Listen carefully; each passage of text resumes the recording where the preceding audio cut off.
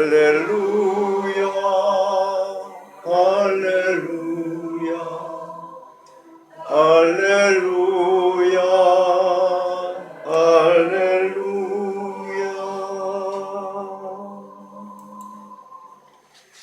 오라 내가 죄인을 다 이루어 놓았다.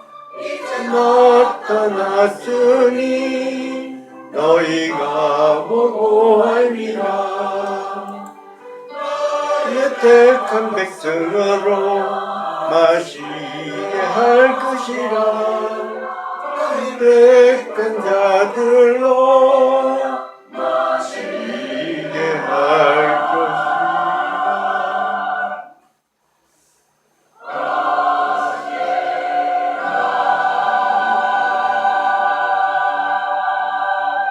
기도하겠습니다. 주여, 주께서 말씀으로 우리의 예배에 응답하여 주시는 시간입니다. 주여, 진정으로 복을 받은 사람은 분주하여 우리의 생각이 분산되는 사람이 아니라 오직 한 마음으로 주의 말씀에 귀를 기울이는 사람입니다. 주님, 마르다도 칭찬하셨지만 그러나 주님의 발치에 앉아서 조용히 말씀에 집중하는 마리아를 주님은 더 귀하게 여기셨습니다. 주님, 이 시간에 주께서 내려주시는 말씀에 집중하게 하옵소서. 말씀을 전하는 사람에게도 은혜를 내리셔서 말씀을 전하는 가운데서도 감화, 감동을 얻게 하여 주시옵소서. 오직 우리 주 예수 그리스도의 이름으로 기도를 드립니다. 아멘. 예, 말씀 보겠습니다. 오늘 말씀은 사도행전 12장 13절부터 사도행전 13장 3절까지 말씀 같이 보도록 하겠습니다. 하나님의 시기라는 제목으로 말씀을 드릴게요. 같이 말씀을 읽어보겠습니다. 사도행전 12장 13절부터 13장 3절까지입니다. 같이 읽겠습니다. 베드로가 대문을 두드리는데 로데라 하는 여자아이가 영접하러 나왔다가 베드로의 음성인 줄 알고 기뻐하여 문을 미처 열지 못하고 달려 들어가 말하되 베드로가 대문 밖에 섰더라 하니 그들이 말하되 네가 미쳤다 하나 여자아이는 힘써 말하되 참말이라 하니 그들이 말하되 그러면 그의 천사라 하더라. 베드로가 문 두드기를 그치지 아니하니 그들이 문을 열어 베드로를 보고 놀라는지라. 베드로가 그들에게 손짓하여 조용하게 하고 주께서 자기를 이끌어 옥에서 나오게 하던 일을 말하고 또 야고보와 형제들에게 이 말을 전하라 하고 떠나 다른 곳으로 가니라. 날이 새매 군인들은 베드로가 어떻게 되었는지 알지 못하여 적지 않게 소동하니 헤롯이 그를 찾아도 보지 못하며 파수꾼들을 신문하고 죽이라 명하니라. 헤롯이 유대를 떠나 가이사로 내려가서 머무니라. 헤롯이 두로와 시돈 사람들을 대단히 노여워하니 그들의 지방이 왕국에서 나는 약식을 먹는 까닭에 한 마음으로 그들에게 나와 왕의 심소 맡은 신하 블라스도를 설득하여 화목하기를 청한지라. 헤롯이 나를 택하여 왕복을 입고 단상에 앉아 백성에게 연설하니 백성들이 크게 부르되 이것은 신의 소리요 사람의 소리가 아니라 하거늘 헤롯이 영광을 하나님께 돌리지 아니하므로 그의 사자가 고치니 벌레에게 먹혀 죽으니라. 하나님의 말씀은 흥왕하여 더하더라. 바나바와 사울이 부족하는 일을 마치고 마가라 하는 요한을 데리고 예루살렘에서 돌아오니라. 안디옥 교회에 선지자들과 교사들이 있으니 곧 바나바와 니게르라 하는 시몬과 고레네 사람 루기오와 군봉왕 헤롯의 젖동생 마나엔과 미사온이라. 주를 섬겨 금식할 때에 성령이 이르시되 내가 불러 시키는 일을 위하여 바나바와 사울을 따로 세우라 하시니 이에 금식하며 기도하고 두 사람에게 안수하여 보내니라. 아멘. 성경을 읽다 보시면은 이상하게 중간에 흐름을 끊으면서 중간에 다른 얘기가 나오는 그런 때가 꽤 있습니다. 오늘 우리가 읽은 이 말씀이 좀 그런 말씀인데 그 앞에 베드로가 옥에서 풀려나는 그런 얘기, 요 앞에 얘기는 우리가 잘 알고 있어요. 근데 이건 나는 설교하는 입장에서 이제 성경을 자주 계속 읽으니까 이건 환한 내용인데 듣는 사람은 어떤지 몰라. 이거 잘 알고 있는 내용입니까? 베드로가 옥에 갇혔다가 풀려나는 얘기. 보니까 생소하게 들리는 것 같은데. 자, 이 얘기 저는 참 이게 인상 깊게 남아있는데 왜 남아있는가 하면은 베드로가 잡혔어요. 베드로가 잡혀 감옥에 갇혔는데 사람들이 베드로가 풀려나기를 기도합니다. 그런데 기도하는데 워낙 보니까 상황이 풀려날 것 같지가 않아요. 그러니까 사람들이 기도를 하는데 믿겨지질 않는 거예요. 내가 기도를 하는데 하나님 베드로가 풀려지게 해 주십시오. 이렇게 기도를 하지만 실제로는 베드로가 풀려 나올 것 같지가 않아. 그런데 하나님께서 그 기도 들어주셨어요. 그래서 천사를 보내서 다 베드로가 감옥에서 빠져나오게 하셨습니다. 저는 이게 왜 인상에 깊이 남아있는가 하면은 우리 조진혜 집사님 우리 기도할 때 난 우리 조 집사님이 회복될 것 같지 않았어. 내가 분명히 기도를 했는데 우리 전부 다 같이 기도했잖아요. 근데 그때 상황을 보니까 회복될 것 같지 않더라. 근데 기도는 하긴 했어요. 근데 열심히 기도하면서도 될까? 그때 떠들었잖아요. 코로나로 인해서 폐가 망가지고 이런 사람은 거의 회복이 안 된다고 그런 얘기가 많이 떠들어왔어요. 그래서 기도를 하는데 조 집사님 안 되지. 기도를 하면서 그렇게 생각했는데 나중에 보니까 집사님이 배가 거의 다 돌아왔다는 거예요. 와. 그래서 저는 이 베드로의 얘기가 아주 인상 깊게 남아있어요. 내가 별 생각 없이 내 기도했는데, 믿음 없이 기도했는데, 하나님께서 그 기도 들어주셔서 낫게 해주셨어요. 그래서 난 이 얘기가 아주 머리에 깊숙이 박혀 있습니다. 근데 사도행전 1장부터 12장까지 보면은 계속해서 이런 얘기예요. 계속해서 하나님께서 사람들에게 능력을 주셨기 때문에 사람들이 병자도 일어나고 죽은 사람도 일어나고 계속해서 이런 얘기입니다. 근데 구분하자면 이렇게 돼요. 1장부터 12장까지는 주로 베드로를 위시한 12사도들의 이야기입니다. 12장까지가 그렇고 그 다음에 13장부터는 무슨 얘기가 나오는가 하면은 사도 바울의 얘기가 나와요. 그 다음부터는 거의 베드로와 그 사람들의 얘기는 12사도들의 얘기는 거의 나오지 않습니다. 그래서 보면은 이렇게 돼요. 자, 보십시오. 사도행전 12장 이전에는 어떤 얘기가 나오면 베드로와 12사도들의 얘기가 나와요. 그 다음 13장부터는 사도 바울의 얘기가 나옵니다. 바울이 복음 전파하는 얘기. 근데 그 중간에 뭐 이상하게 헤롯의 죽음이라는 오늘 우리가 읽은 대부분의 얘기가 그 중간에 이렇게 나오는 거예요. 근데 이게 뭐 그렇게 중요한 얘기냐? 헤롯이 죽었다. 헤롯이 베드로를 죽이려고 했거든요. 죽이려고 했는데 그냥 그 다음에 보면 헤롯이 베드로를 죽이려고 했는데 베드로가 죽은 게 아니고 헤롯이 죽었다. 이런 얘기예요. 요 얘기가 간단하게 나와 있습니다. 근데 성경에 왜 이런 얘기? 중간에 맥을 끊어버리잖아요.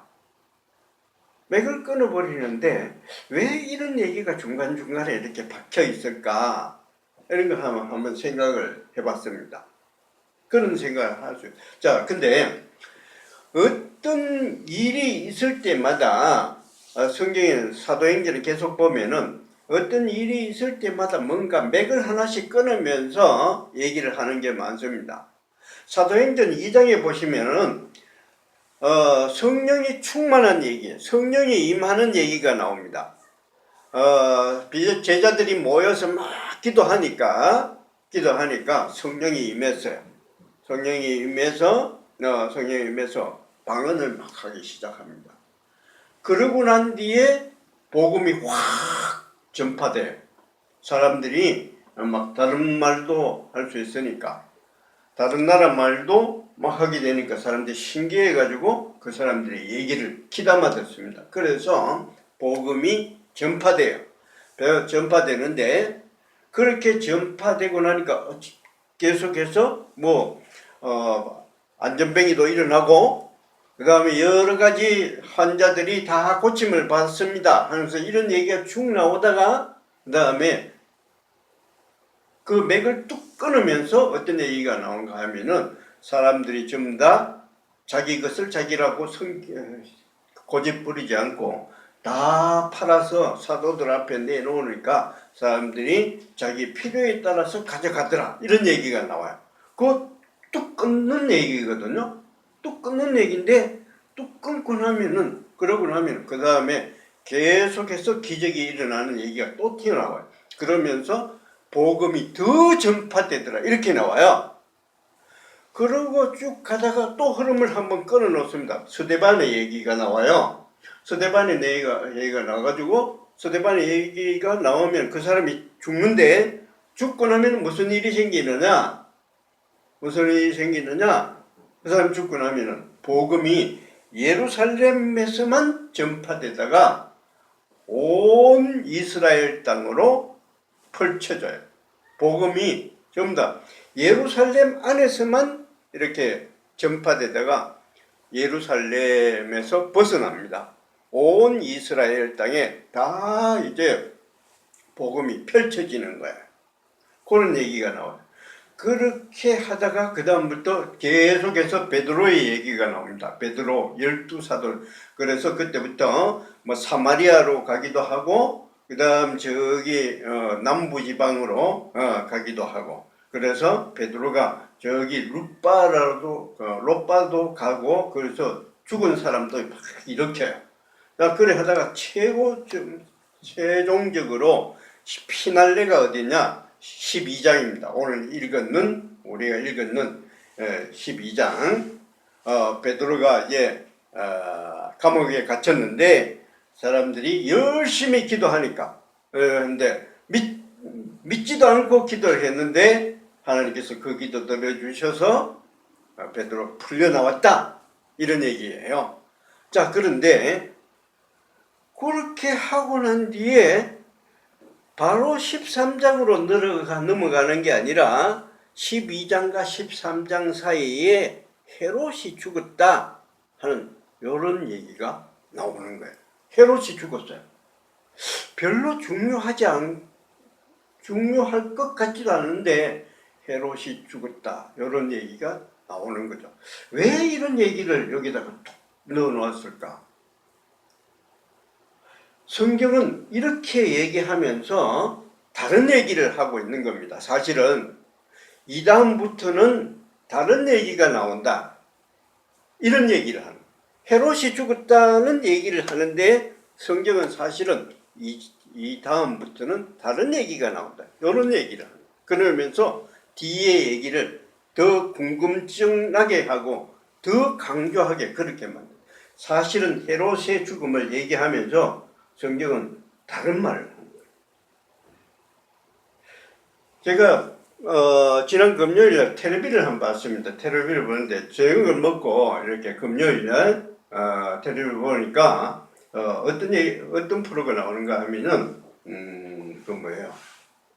서장훈 씨하고 뭐 이수근 씨하고 두 사람이 나와가지고 무엇이든 물어보살 그런 프로가 나왔어요. 그게 그때가 본방송인지 뭐 재방송인지 그건 잘 모르겠는데 하여튼 그 얘기가 이렇게 하다 보니까 그게 나왔습니다. 근데 그때 어떤 여자가 나왔었는데 어떤 여자 아주 곱상하게 잘생긴 어떤 그런 여자가 나왔는데 딱 갔는데 보니까 임신을 했어요.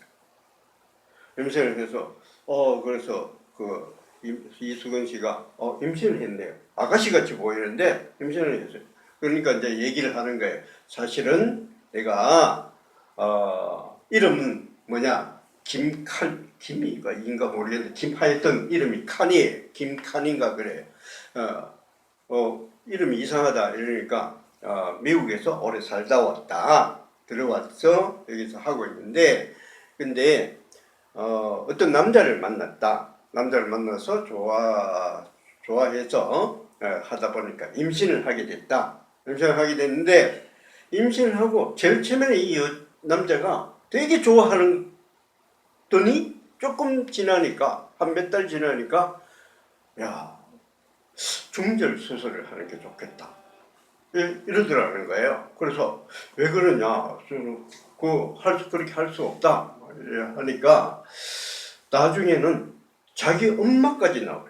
그러니까 신랑 될 사람 남자의 엄마까지 나와가지고 우리 집안은 대단한 집안인데 이런 거 강조하면서 중절 수술을 하는 게 좋겠다.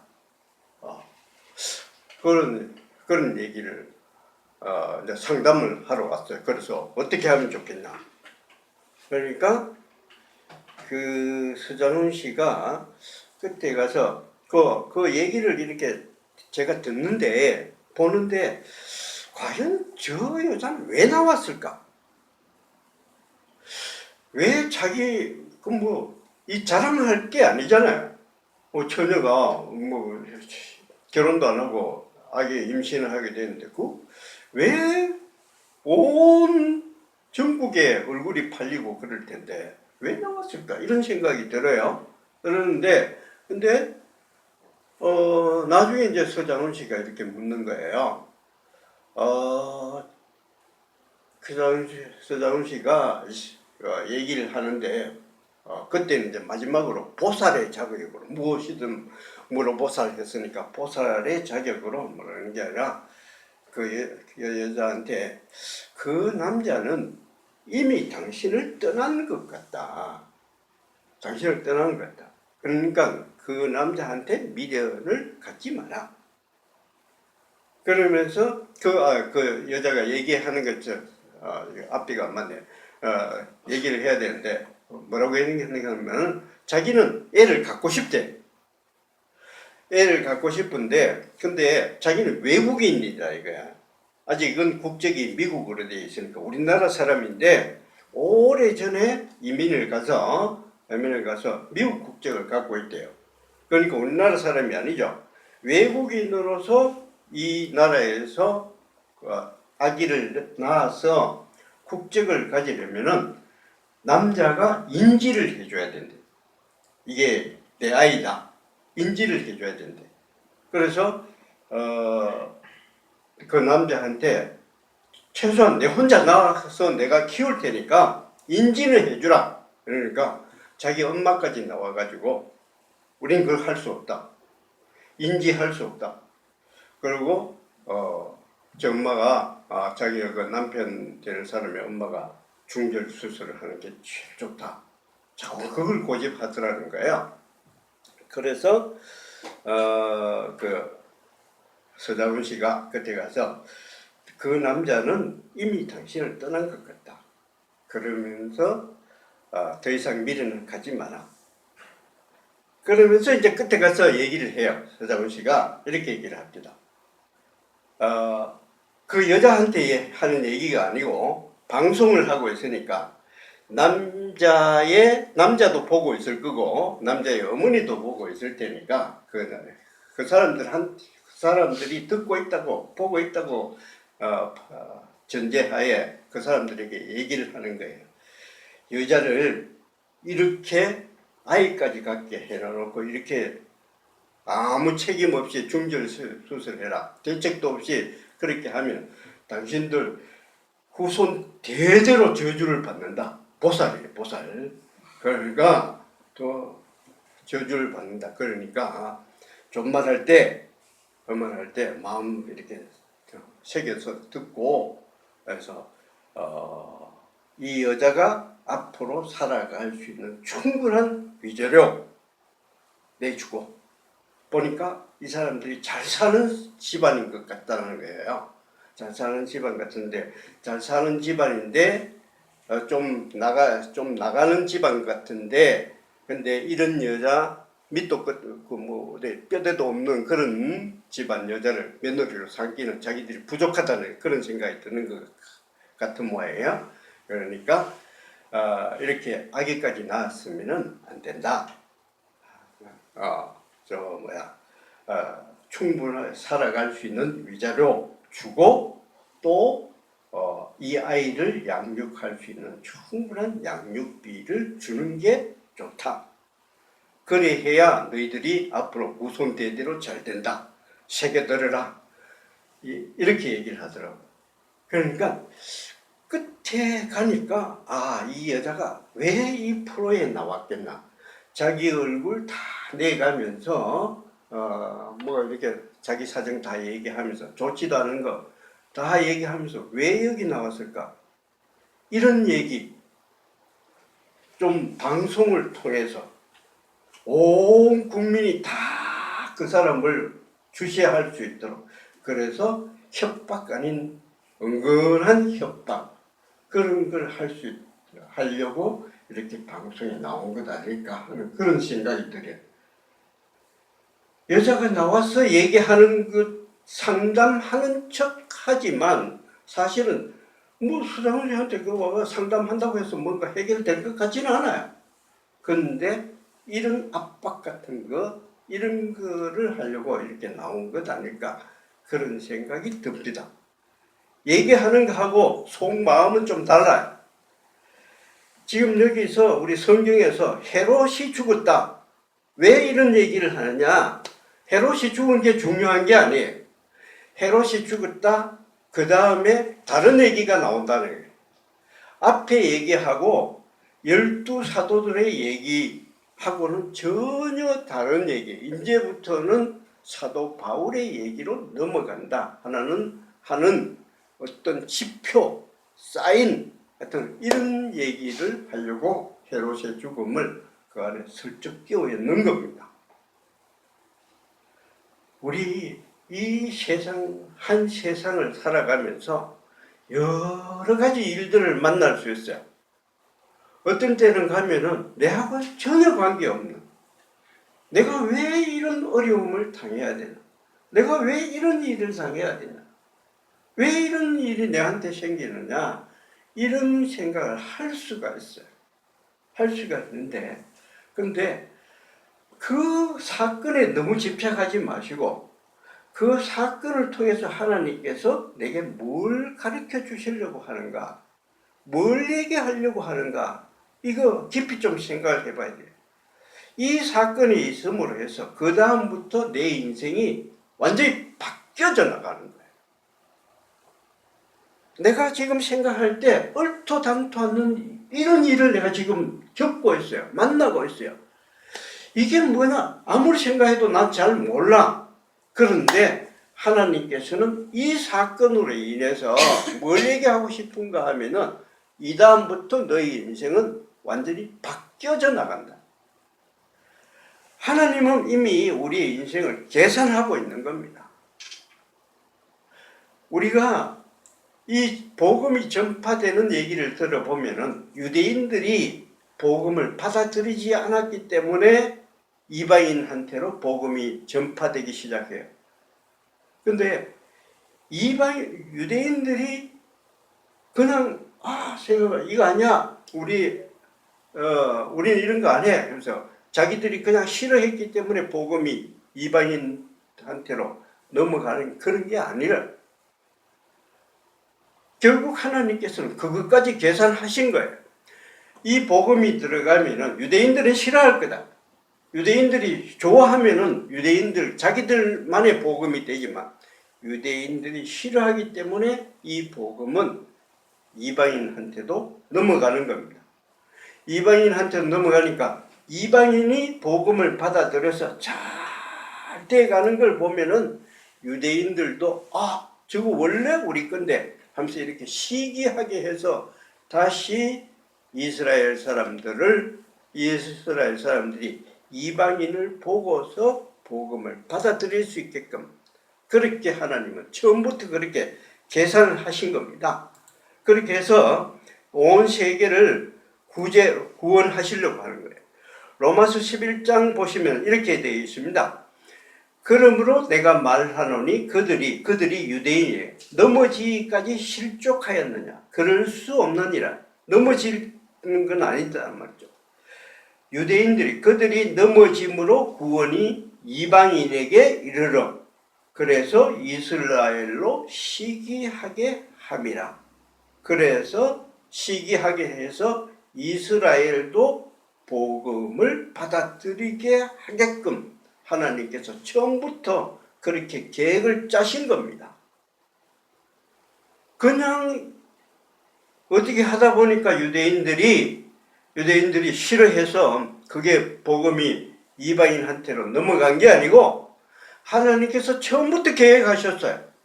유대인들한테 넘어가면 유대인들이 싫어하니까 이방인한테로 넘어가고 이방인들이 잘 돼가는 거 보면 다시 이스라엘이 우리 건데 하면서 시기나게 해서 다시 이스라엘 사람들이 복음을 받아들일 수 있도록 그렇게 계획하신 거예요. 처음부터. 우리의 인생도 마찬가지입니다. 우리의 인생, 내가 지금 힘들고 어렵게 뭔가 일이 잘 안 되고 꼬여져 가는 것 같은데 그거 우연히 그렇게 되는 거 아니에요. 하나님께서 이 사건으로 인해서 내 인생을 다시 확 바꾸어서 하나님이 원래 계획하셨던 그 인생으로 돌아가게 하시려고 이런 사건 저런 사건 주시는 겁니다. 우리 인생을 한 번씩 쭉 한번 생각해 보십시오. 내가 군데 한 번씩 뭔가 틀어질 때마다 뭔가 사건이 하나씩 있어요. 그 사건으로 인해서 내 인생이 확 바뀌어져 가는 걸 볼 수가 있습니다. 하나님의 시계는 지금도 정확하게 계산되어서 우리의 인생을 흘러가도록 지금 하고 있는 겁니다. 우리 하나님께서 내 인생을 책임지고 이끌어가고 계신다는 확신을 가지시고 하나님의 시계 우리를 이끌어가는 그 하나님의 시계 반드시 믿으시고 한번 확신하시고 그 안에 믿음을 가지시기 바랍니다. 하나님께서 이렇게 말씀하세요. 깊도다 하나님의 지혜와 지식의 풍성함이요 그의 판단은 헤아리지 못할 것이고 그의 길은 찾지 못할 것이로다. 하나님이 우리의 인생을 이끌어 가시는데 얼마나 지혜롭게 우리의 인생을 이렇게 저렇게 이끌어 가시는지 우리 나중에 보면 하나님 정말 이렇게 해서 나를 이끌어 오셨구나 이렇게 감탄하게 되시리라 믿습니다. 아멘. 찬송가 382장 같이 부르시겠습니다.